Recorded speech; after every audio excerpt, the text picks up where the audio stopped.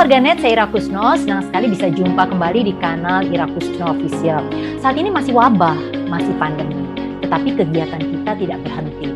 Dan pada saat kita melakukan kegiatan itu, sekarang ini seringkali kita berinteraksi dengan para penyintas COVID-19.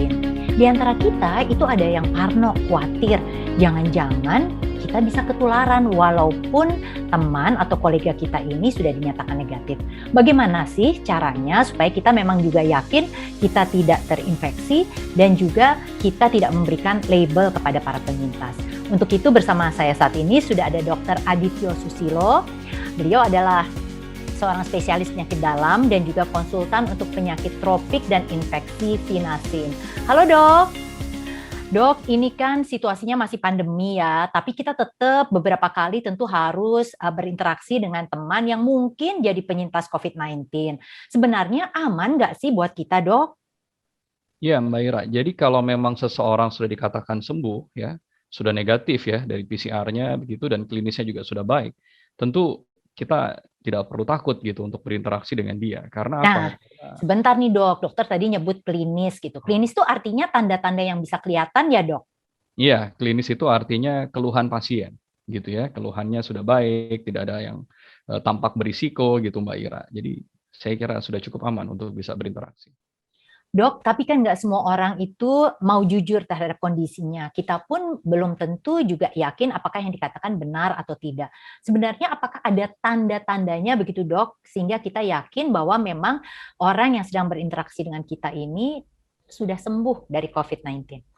Jadi kalau untuk penyintas COVID itu memang sangat bergantung dengan kondisi waktu dia terinfeksi kemarin gitu.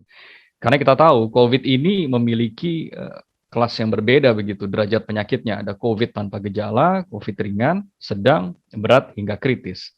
Dan manifestasi yang masih bisa dirasakan oleh pasien itu sangat bergantung kepada kondisi tersebut, Mbak Ira.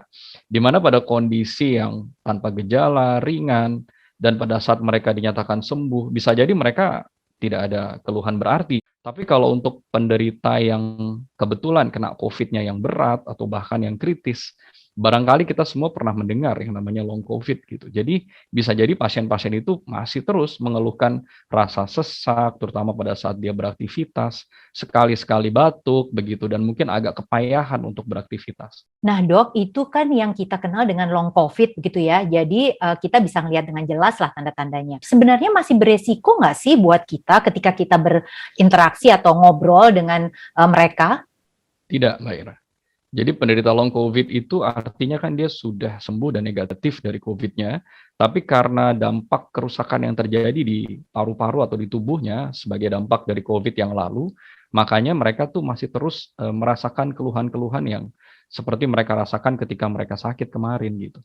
Tapi ya artinya pada saat mereka sudah dinyatakan sembuh, ya tentu dia sudah tidak menular dan sudah tidak berbahaya bagi kita. Jadi artinya kalau yang long COVID seperti itu masih berbahaya untuk dirinya sendiri begitu karena ada efeknya, tetapi buat kita itu sudah tidak infeksius atau tidak menular lagi gitu ya.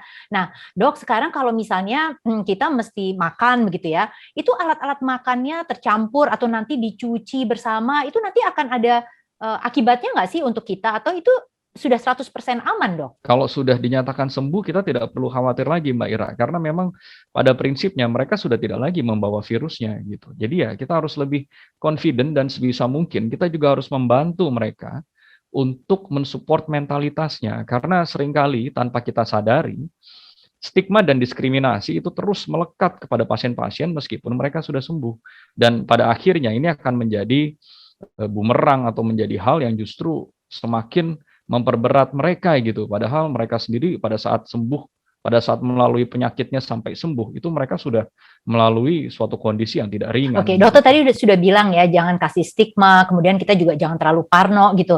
Tapi sebenarnya dok, apakah ada durasi tertentu begitu yang sebaiknya kita tahu lah ketika kita berhubungan dengan penyintas sehingga kita merasa benar-benar yakin aman. Terutama jika kita berhadapan atau berinteraksi dengan penyintas yang baru saja sembuh. Pada saat dokter mengatakan yang bersangkutan sudah bisa keluar dari isolasinya, artinya sudah bisa berinteraksi dengan khalayak umum begitu, ya pada saat itu dokter yang bertanggung jawab dalam membantu pasien itu seharusnya sudah melakukan pengkajian yang mendetil, artinya terkait dengan risiko infectivity, risiko penularan, dan risiko kesakitan.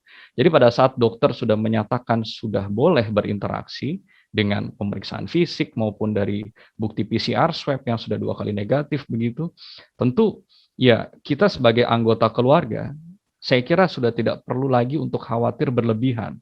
Karena apa? Karena memang yang seringkali terus terjadi itu adalah dampak stigma dan diskriminasi yang tanpa kita sadari diberikan oleh lingkungan gitu kepada pasien. Dan sebetulnya ini sesuatu hal yang bisa dibilang memprihatinkan bagi pasien itu.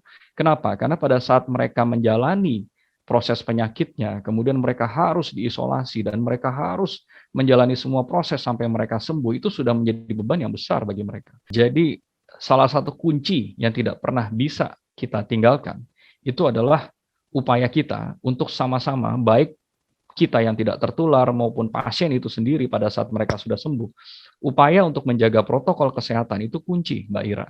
Artinya, pada saat kita melakukan protokol kesehatan, itu sebetulnya kita sudah melakukan sesuatu yang baik, tentu untuk diri kita sendiri, dan untuk orang-orang yang kita kasihi, begitu. Karena bagaimanapun, hingga saat ini, metode pencegahan yang paling efektif itu memang adalah protokol kesehatan. Jadi artinya, walaupun kita sudah vaksin 2 kali, begitu dok ya, tapi untuk keamanan kita bersama, protokol kesehatan itu adalah yang paling penting.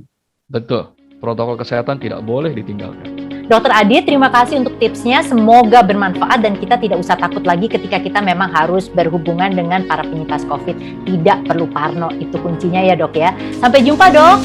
Sampai jumpa Mbak Ira.